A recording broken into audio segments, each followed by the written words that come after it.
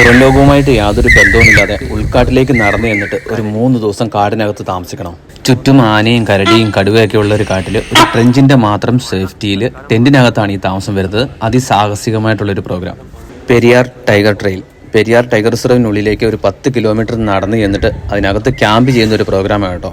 ഈ 10 കിലോമീറ്റർ മാത്രമല്ല, 3 ദിവസം കൊണ്ട് പെരിയാർ ടൈഗർ റിസർവിനുള്ളിലൂടെ 40-45 കിലോമീറ്ററോളം ദൂരം നമ്മൾ നടന്ന് കാട് കാണുകയും ചെയ്യും കേട്ടോ ഈ പ്രോഗ്രാമിൻ്റെ ഭാഗമായിട്ട്.